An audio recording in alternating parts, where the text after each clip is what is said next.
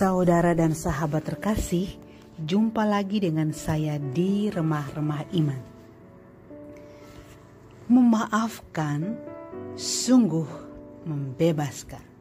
Memaafkan adalah sebuah tindakan yang luhur, karena memaafkan membawa kebahagiaan dan keselamatan bagi diri kita sendiri dan orang-orang yang kita maafkan. Memaafkan berhubungan erat dengan luka batin, berhubungan erat dengan perilaku seseorang di masa lampau yang benar-benar menyakitkan hati kita, yang benar-benar melukai hati kita. Dan hal itu sampai membawa sebuah trauma yang sungguh luar biasa bertahun-tahun lamanya. Maka memaafkan adalah keputusan yang tepat, karena jika kita tidak mengambil keputusan tegas untuk memaafkan orang-orang di masa lampau kita yang telah menyakiti kita, yang telah melukai kita, maka pengalaman pahit itu akan menjadi akar pahit yang sesungguhnya menjadi racun bagi tubuh kita, racun bagi jiwa kita. Kemanapun kita pergi, kapanpun kita hidup, kita akan selalu memikul akar pahit itu dan kita akan mengalami kesengsaraan lahir batin.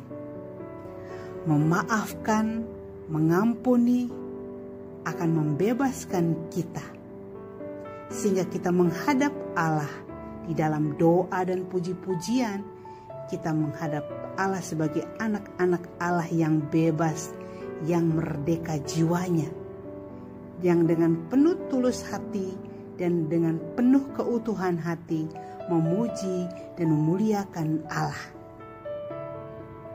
Kita juga dapat berkomunikasi dan berelasi dengan sesama kita dengan hati yang penuh dengan damai sejahtera. Ada beberapa tips yang saya lakukan untuk memaafkan, dan saya menawarkan tips-tips ini kepada saudara dan sahabat untuk dapat dipergunakan ketika membutuhkan kekuatan untuk memaafkan. Tips-tips ini bisa dipakai. Pertama,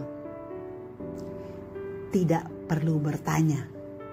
Di sini, dalam konteks memaafkan, kita tidak perlu bertanya siapa mereka yang melukai kita, bagaimana cara mereka melukai kita, berapa dalam dan lebarnya luka di hati yang kita alami. Pertanyaan ini tidak perlu.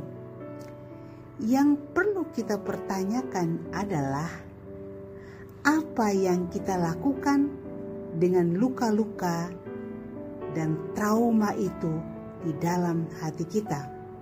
Apakah kita terus-menerus menyalahkan orang lain dan menyalahkan diri sendiri, menghakimi orang lain dan menghakimi diri sendiri?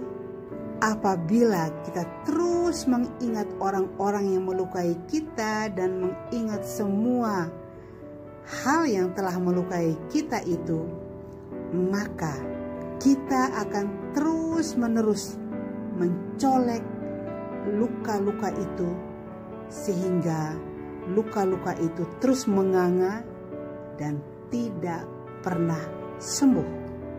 Kedua, mencintai diri sendiri. Memaafkan adalah sebuah keputusan untuk mencintai diri sendiri, merasa diri luar biasa, karena tidak setiap saat, tidak setiap waktu kita mencintai diri kita sendiri. Tidak setiap hari kita bisa tersenyum dan mensyukuri apa yang kita miliki. Memaafkan adalah saatnya kita melupakan perlahan-lahan semua masa lampau kita dan terus-menerus berdoa agar kita dapat melepaskan, melupakan dengan hati yang penuh percaya kepada Tuhan bahwa bila kita sendiri yang melepaskan atau melupakan, kita tidak mampu, tetapi kita akan melibatkan rahmat Allah. Ketiga, kita menyadari bahwa kedamaian, kesejahteraan, bahkan kesehatan mental kita jauh lebih penting daripada siapapun yang melukai kita, jauh lebih penting daripada sikap ataupun tutur kata yang melukai kita, jauh lebih penting daripada tulisan-tulisan yang telah menyakiti kita.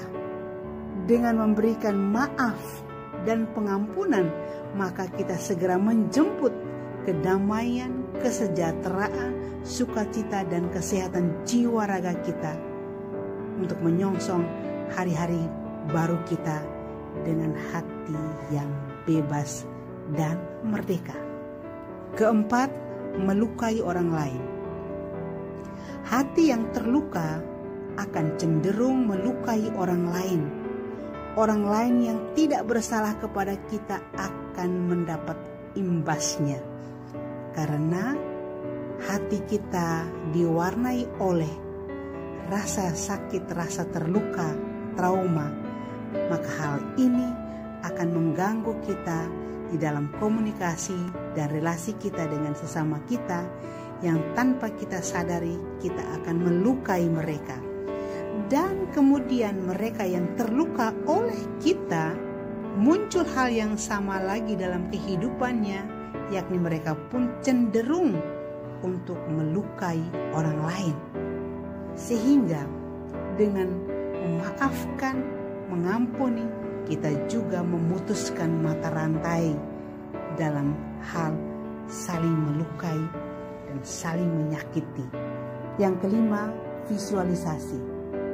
Di dalam proses memaafkan, di dalam proses mengampuni, kita visualisasikan sosok-sosok yang melukai kita, yang telah menyakiti kita di masa lampau. Kita memandang mereka sebagai anak-anak yang tumbuh dewasa dengan batas dan kerentanan mereka.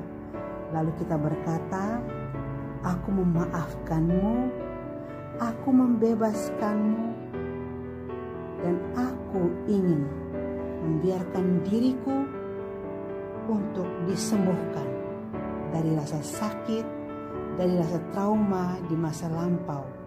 Sekarang aku mau bertanggung jawab atas hidupku dalam kepastian, dengan kesabaran, dan dengan penuh cinta untuk melakukan hal-hal yang terbaik dalam jiwa yang bebas, hati yang merdeka, di dalam terang rahmat Allah pada hari-hariku selanjutnya."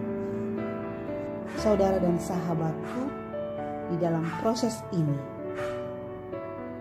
kita sampai kepada sebuah pengakuan bahwa kita harus sabar.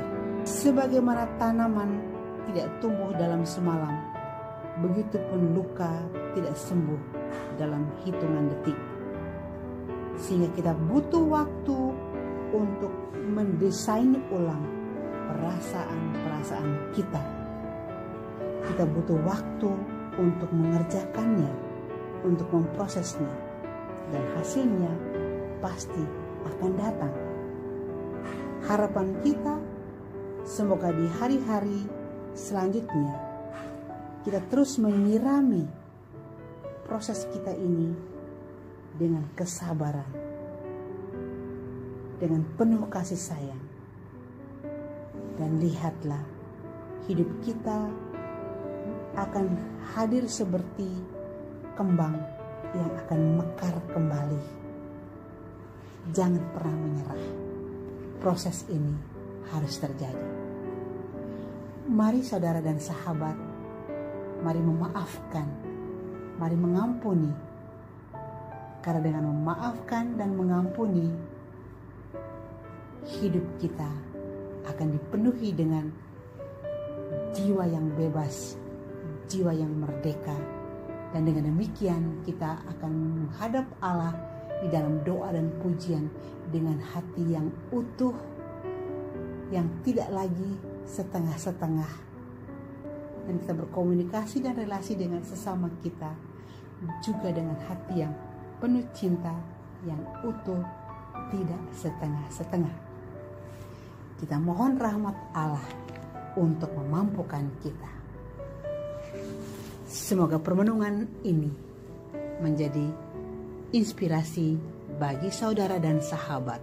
Terima kasih, Tuhan memberkati.